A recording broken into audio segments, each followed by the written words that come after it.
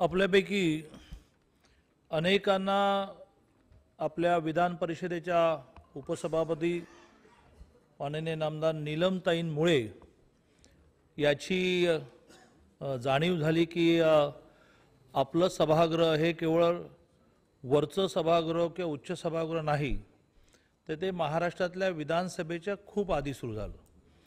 महाराष्ट्राची विधानसभा 1937 साली फॉर्म झाली, तर महाराष्ट्राची विधान परिषद ही 1921 साली झाली आणि त्याला 100 वर्ष पूर्ण झाले।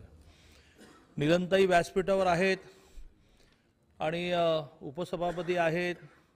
सभागृहामध्ये त्यांच्याशी संबंध बरे असले तर सरकारची खूप विधेयकं निघतात म्हणून मी म्हणत नाही, पण चळवळीतल्या कार्यकर्त्याचा हा एक फायदा असतो, त्याला एका वेळेला अनेक गोष्टीचा विचार करता येतो आणि त्यामुळे त्यांनी खूप आधीपासून सगळ्यांच्या मागे लागायला सुरुवात केली की कोविडमध्ये 100 वर्ष विधान परिषदेला पूर्ण झाली, आपण नाही काही करू शकलो, उशिरा का होईना आपण केला पाहिजे कार्यक्रम, आणि त्याप्रमाणे आज या ठिकाणी शतक महोत्सव, स्नेह मेळावा आणि परिसंवाद होतो आहे। व्यासपीठावर त्यासाठी महाराष्ट्राच्या विधानसभेचे अध्यक्ष माननीय नामदार राहुलजी नार्वेकर उपस्थित आहेत। स्वतः विधान परिषदेचे उपसभापती माननीय नामदार नीलमताई गोरे उपस्थित आहेत। विधानसभेचे विरोधी पक्ष नेता आणि एक अतिशय अभ्यासू, झुंजार नेतृत्व ज्यांना मानलं जातं असे माननीय नामदार विजयजी वडेट्टीवार उपस्थित आहेत। विधानसभेचे अध्यक्ष होते आणि नंतर एक टर्म, मला वाटतं एक टर्म अरुण भाई, एक या दो टर्म विधान परिषद में कितनी टर्म? एक टर्म, 4 टर्म। तो विधानसभेचे अध्यक्ष होते आणि विधान परिषदेमध्ये एक टर्म सदस्य होते, परंतु ज्याची वानवा अलीकडे फार जाणवते की कर्तृत्व आणि नम्रता यांचं कॉम्बिनेशनच सापडत नाही।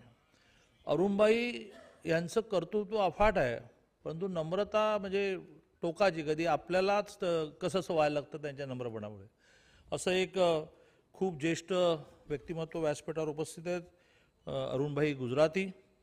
या कार्यक्रमाला महाराष्ट्राचे कौशल्य विकास मंत्री की ज्यांनी महाराष्ट्रामध्ये कौशल्य विकास आणि बरोबरीने रोजगाराचा मोठा धडाका लावलेला आहे असे माननीय नामदार मंगलप्रभाजी लोढा उपस्थित आहेत। सभागृहात तर अनेक नावं अशी दिसत आहेत की खूप त्यांना डांगेंपासून नावं दिसत आहेत की जी खूप विधान परिषद ज्यांनी गाजवली, विधान परिषदेने विधान परिषद माध्यमातून त्यांनी महाराष्ट्राला दिशा दिली, अशी खूप व्यक्तिमत्व समोर उपस्थित आहेत। मला नेहमीच राजकीय क्षेत्रामध्ये आल्यानंतर व्यासपीठावर बसण्याचा संकोच होत असतो की आपण केवळ एक मिनिस्टर आहोत म्हणून व्यासपीठावर, आणि खूप व्यक्तिमत्व अण्णांसारखी समोर बसलेले असतात।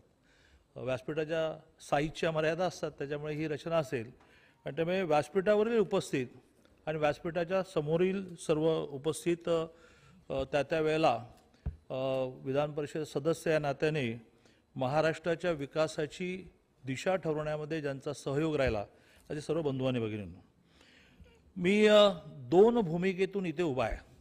एक, मी विधान परिषदेचा माजी सदस्यही आहे, कारण 8 ते 14 आणि 14 ते 20 असे 2 टर्म मी पुणे पदवीधर म्हणून विधान परिषद होतो, आणि त्या अर्थाने माझी संसदीय कामकाजाची सुरुवात ही विधान परिषदेतून झाली।